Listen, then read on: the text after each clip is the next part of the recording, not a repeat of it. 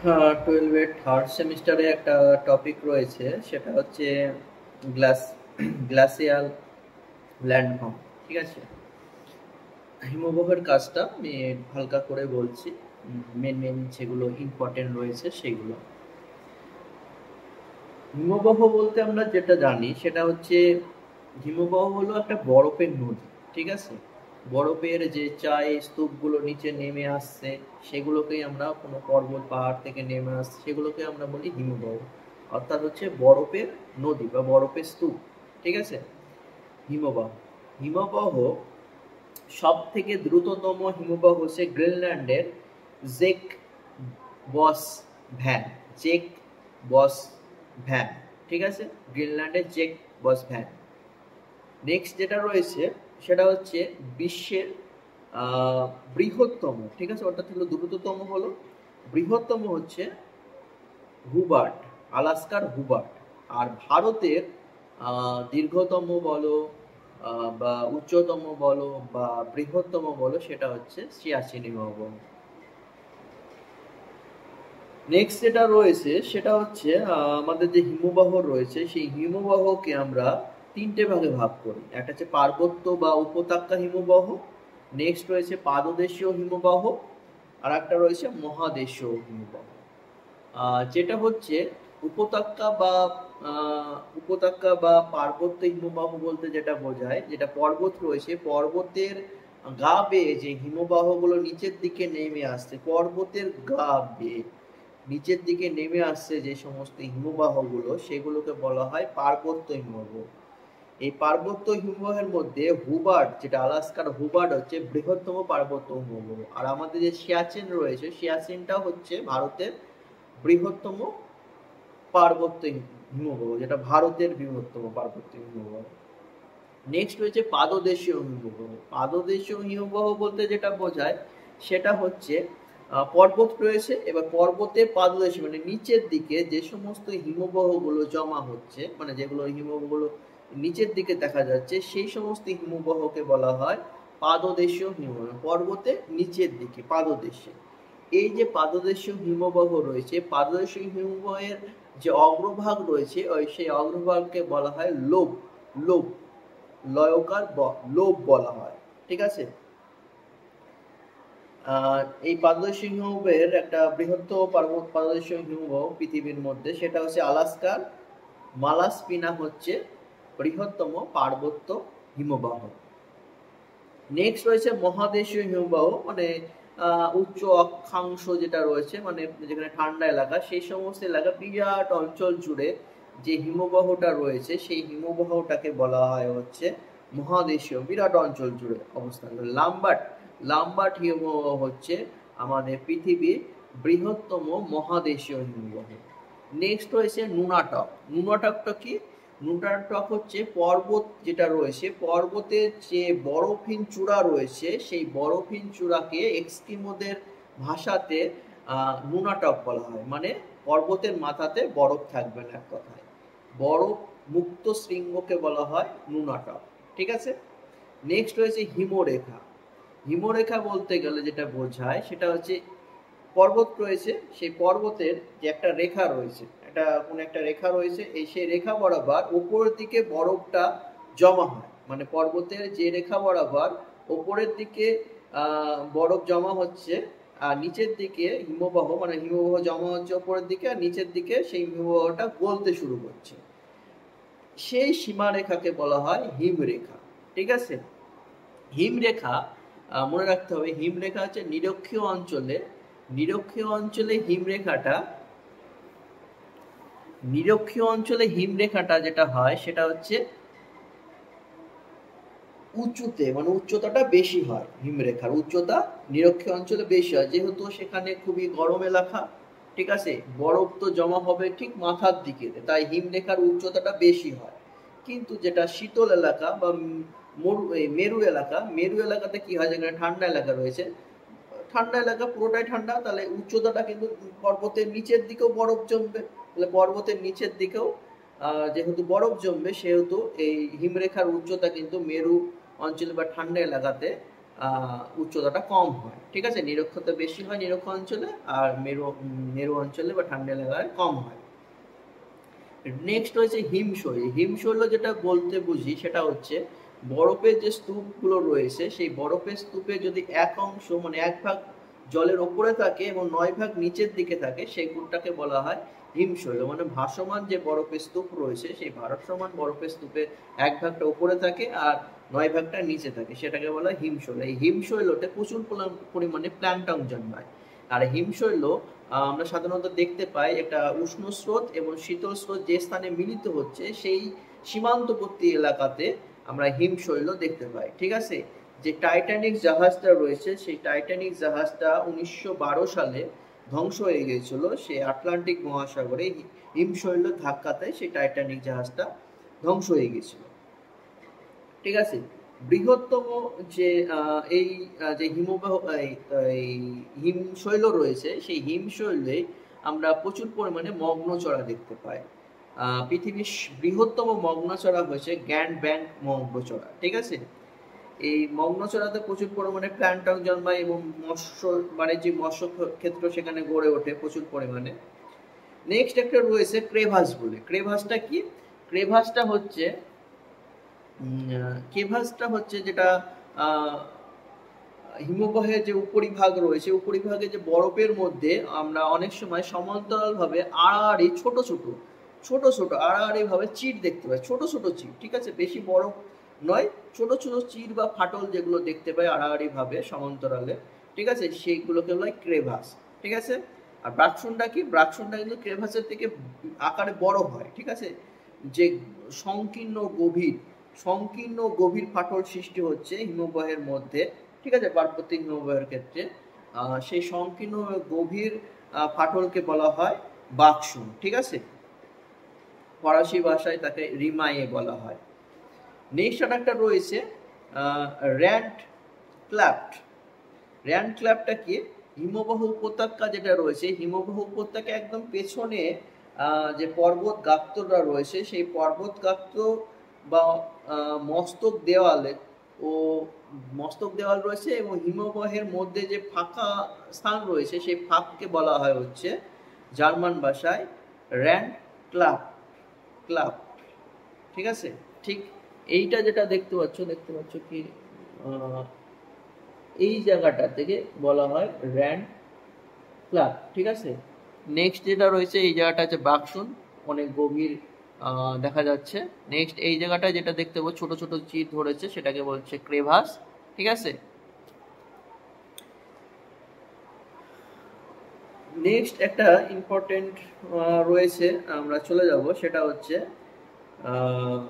একদম হিমবাহের যে ক্ষয়কার্য রয়েছে ক্ষয়কার্যের ফলে যে সমস্ত ভূমিরূপগুলো সেটা প্রথমে যেটা রয়েছে সেটা হচ্ছে শার্ক বা কড়ি, ঠিক আছে। শার্ক বা কড়ি বলতে যেটা আমরা বুঝে মনে রাখতে হবে হিমবাহের ক্ষয়কার্যের ফলে, ঠিক আছে, যেটা পর্বত গাত রয়েছে হিমবাহের ক্ষয়কার্যের ফলে সৃষ্ট যেটা রয়েছে হাতল যুক্ত চেয়ার, যেটা রয়েছে হাতল যুক্ত চেয়ারের মতন দেখতে ভূমিরূপকে বলা হচ্ছে আমরা বলি শার্ক বা কড়ি, ঠিক আছে। হাতল যুক্ত চেয়ারের মতন দেখতে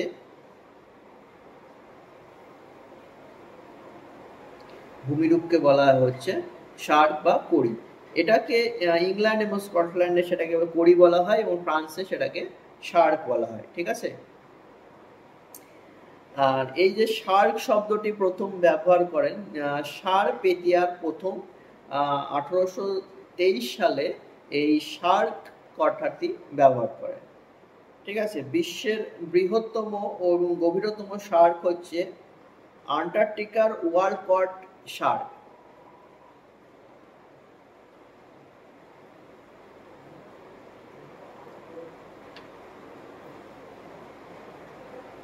নেক্সট যেটা রয়েছে সেটা হচ্ছে এডিটি। দুটি শার্ক রয়েছে, দুটি শার্কের ঠিক মধ্যবর্তী স্থানে একটা খড়াতে দাঁতের মতো তীক্ষ্ণ প্রাচীর থাকে, সেটাকে আমরা হিমরেখা বা এডিটি বলি, ঠিক আছে। এটাকে দুটি শার্কের ঠিক মধ্যবর্তী এলাকাতে কিন্তু এই এডিটিটা দেখা যায় বা হিম রেখা দেখা যায়। রেখা নাই, হিমশিরা, ঠিক আছে, সরি, হিমশিরা। নেক্সট হচ্ছে পিরামিড চূড়া। মোটামুটি 3-4টে শার্ক যখন একসঙ্গে অবস্থান করছে তখন ঠিক যে পর্বত রয়েছে পর্বতের সেই মাথাটাকে বলা হয় পর্বত চূড়া, পর্বত চূড়ার মতন একদম ঠিক মাথাটাকে বলছে। নেক্সট রয়েছে কর্তিত শৈলশিরা, পার্বত্য উপত্যকার উভয় দিক থেকে নেমে আসা ও সম্মুখভাগে উলম্বভাবে কাটা পর্বতের অবিক্ষিপ্তাংশ কর্তিত শৈলশিরা নামে পরিচিত। নেক্সট একটা যে হিমদ্রোণী রয়েছে, হিমদ্রোণীটা রয়েছে ক্ষয়কার্যের ফলে যে আমরা দেখতে পাই ইউ আকৃতি যে উপত্যকা দেখা যায়, সেই ইউ আকৃতির উপত্যকাতে উপত্যকা রয়েছে, সেই উপত্যকাতে আমরা এই হিমদ্রোণীটা দেখতে পাই। ইউ আকৃতি উপত্যকাতে হিমদ্রোণী দেখা যায়, মনে রাখতে হবে। আর একটা রয়েছে হিমশিরি, মানে ক্ষয়কার্যের ফলে আমরা দেখি হিমদ্রোণীতেই আমরা দেখতে পাবো যে সিঁড়ি সিঁড়ি ধাপের মতো একটা ভূমিরূপের সৃষ্টি হয়, সেটাকে বলছে হিমশিরি বলা হয়। আর হিমশিরিতেই অনেক সময় ছোট ছোট গর্ত সৃষ্টি হয়ে সেখানে প্যাটার্ন স্টার হ্রদ তৈরি হয়, ঠিক আছে। আর হিমশিরিতে অনেক সময় অনেক ছোট ছোট নদী বা এগুলো সৃষ্টি হয়, ঠিক আছে, ক্ষুদ্র ক্ষুদ্র অগভীর অনেক উঁচুতে অবস্থিত উপহিমবাহ উপত্যকা, উপহিমবাহ গুলো যেগুলো থাকে সেগুলো মনে হয় যে ঝুলে রয়েছে, ঝুলতে থাকে, ঠিক আছে, সেগুলোকে বলা হয় ঝুলন্ত উপত্যকা। তাই ঝুলন্ত উপত্যকা হিমবাহ ক্ষয়কার্যের ফলে সৃষ্টি হয়। নেক্সট রয়েছে রসে মোতানে, আমরা দেখতে পাবো কোন একটা উঁচু ঢিপির উপর দিয়ে যখন কোনো হিমবাহ মানে যাচ্ছে, তার যেদিক দিয়ে যাচ্ছে সেটাকে বলছে যে ঢাল বরাবর যাচ্ছে, কোনো উঁচু ঢিপি রয়েছে যে ঢাল বরাবর যাচ্ছে, সেই ঢালটাকে বলা হয় প্রতিবার ঢাল। সেই ঢালে কিন্তু মসৃণ হয়, মানে যে ঢালের উপর দিয়ে হিমবাহটা প্রবাহিত হচ্ছে সেই ঢালে কিন্তু মসৃণ হয়। ঠিক তার বিপরীত ঢাল মানে অনুপাত ঢালটা অমসৃণ হয় বা এবড়ো খেবড়ো হয়, সেই রকম ভূমিরূপকে বলা হয় রসে মোতানে।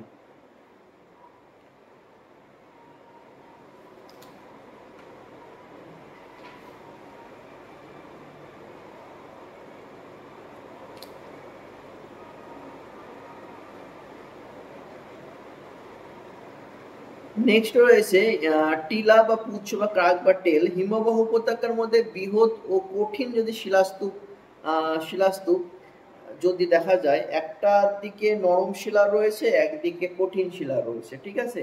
এবার যেদিকে কঠিন শিলা থাকবে সেই দিকে কিন্তু হিমবাহ সেইভাবে ক্ষয়কার্য করতে পারবে না, এবং যেদিকে নরম শিলা থাকে সেই দিকটা কিন্তু হিমবাহ ফলে অনেক কঠিন শিলা মানে ক্ষয়প্রাপ্ত হয়ে যায়। নরম শিলাটা যেদিকে কঠিন শিলা থাকে সেই দিকে ক্ষয়প্রাপ্ত না হওয়ার কারণে উঁচু টিলার মতন অবস্থান করে, সেটাকে বলা হয় ক্রাগ, ঠিক আছে। আর টেল বা পুচ্ছ, যে দিকটা নরম শিলা থাকে সেদিকে ক্ষয়কার্য করে সেটা অনেক সময় দেখতে অনেকটা ঢালু বা ল্যাজের মতন হয়ে যায়, সেটাকে বলা হয় পুচ্ছ বা টেল। এটা দেখা যায় কঠিন এবং কোমল শিলা যদি থাকে একসঙ্গে কোনো উঁচু ভূমিরূপের ওপর, সেখানে কিন্তু এটা দেখা যায়। ফিয়ার্ড উপকূল আমরা হিমবাহ উপত্যকাতেই দেখতে পাবো। ফিয়ার্ড উপকূলটা দেখা যায়, মানে হিমবাহ বা ক্ষয়জাত পদার্থগুলো যখন হিমবাহ উপত্যকায় চলে আসে তখন ফিয়ার্ডের সৃষ্টি করে, ঠিক আছে। ছোট ছোট ফিওর্ড গুলোকে আমরা ছোট ক্ষুদ্রাকার ফিওর্ড গুলোকে আমরা ফিয়ার্ড বলে থাকি, ঠিক আছে। নরওয়েকে আমরা ফিওর্ডের দেশ বলে থাকি, ঠিক আছে। সুইডেনকে বলা হয় ফিয়ার্ডের দেশ। নেক্সট হচ্ছে হিমবাহের ক্ষয়কার্যের ফলে যে ভূমিরূপ গুলো রয়েছে, ক্ষয়কার্যের প্রথমে রয়েছে গ্রাবরেখা, ঠিক আছে। গ্রাবরেখা হিমবাহের যে বয়ে আনা নুড়ি কাকড় বালি যেগুলো হিমবাহের ভিতরে থাকে সেগুলো পরবর্তীতে নিচের দিকে পাদদেশে চলে আসে এবং নিচের দিকে চলে আসে, তখন কি হয় নুড়ি কাকড় বালিগুলো এক জায়গায় সঞ্চিত হয়, ঠিক আছে। সঞ্চিত হয়ে যে ভূমিরূপের সৃষ্টি করে সেটাকে বলছে গাবরেখা।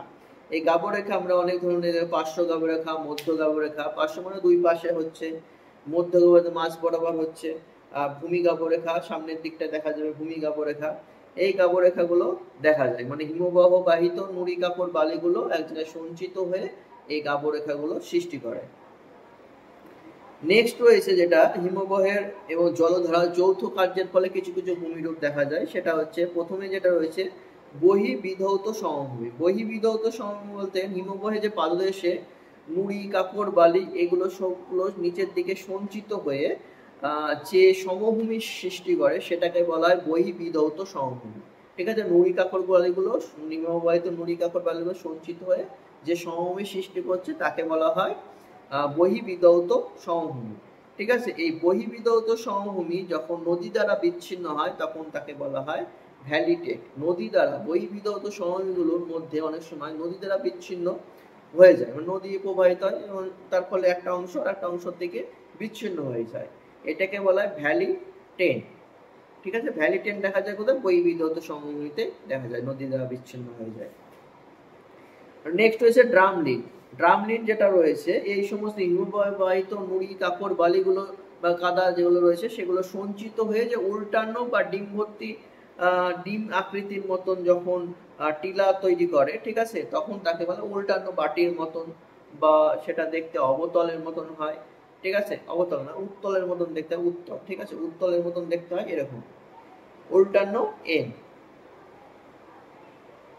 এই উল্টানো এন এন আকৃতি। ঠিক আছে, উল্টানো ইউ এর মতন এক কথা। ঠিক আছে, দেখতে হয়। আর একসঙ্গে যদি অনেকগুলো ড্রামলিন অবস্থান করে তখন তাকে বলে ডিম ভর্ত ঝুড়ি বলা হয়, ডিমের ঝুড়ি ভূমিরূপ বলা হয় একে। ঠিক আছে, হিমবাহের কার্যের ফলে হয়, সঞ্চয় কার্যের ফলে এটা। নেক্সট হচ্ছে কেম। হিমবাহের পাদদেশে এই নুড়ি কাকর বালিগুলো যখন জমা হয়ে ত্রিকোণাকার ভূমিরূপ সৃষ্টি করছে, সেই ত্রিকোণাকার ভূমিরূপকে বলা হয় কেম। ঠিক আছে, আর একটা হচ্ছে এই সমস্ত নুড়ি কাকর বালি, হিমবাহ বাহিত নুড়ি কাকর বালিগুলো যখন আঁকা বাঁকা পথ শৈলশিরার মতন ভূমিরূপ সৃষ্টি করছে, জমে মানে সঞ্চিত হয়ে আঁকা বাঁকা, মানে এসের মতন আঁকা বাঁকা ভাবে সেই নুড়ি কাকর বালিগুলো সঞ্চিত হয়ে যে শৈলশিরার সৃষ্টি করে তাকে বলা হয় এস্কার। ঠিক আছে, আমরা বহির্বিধৌত সমভূমির মধ্যে অনেক সময় অনেক ছোট ছোট ছোট ছোট গর্ত দেখা যায়। ঠিক আছে, সেগুলোকে আমরা কেটল বলি, এবং ওই কেটলের মধ্যে অনেক সময় জল গলে গিয়ে, মানে বরফ গলা জল জমে সঞ্চিত হয়ে সেখানে কেটল হ্রদ তৈরি হয়, বহির্বিধৌত সমভূমিতে দেখা যায়। এই কেটল হ্রদের মধ্যে অনেক সময় ছোট ছোট টিলা দেখা যায়, কেটল হ্রদের মধ্যে ছোট ছোট টিলা দেখা যায়, ওই টিলাগুলোকে বলা হয় নব। ঠিক আছে, কেটল হ্রদের মধ্যে যে টিলাগুলো দেখা যায় সেগুলোকে বলা হয় নব। আর কেটল হ্রদের তলদেশে সঞ্চিত হিম পলিকে বলা হয়, মানে কেটল হ্রদ রয়েছে তার নিচে যে পলিগুলো সঞ্চিত হয়েছে সেই সঞ্চিত পলিকে বলা হয় ভাড়। ঠিক আছে, এইটাই ছিল হচ্ছে হিমবাহের ক্ষয় এবং সঞ্চয় কার্যের ফলে যে ভূমিরূপগুলো সেগুলো।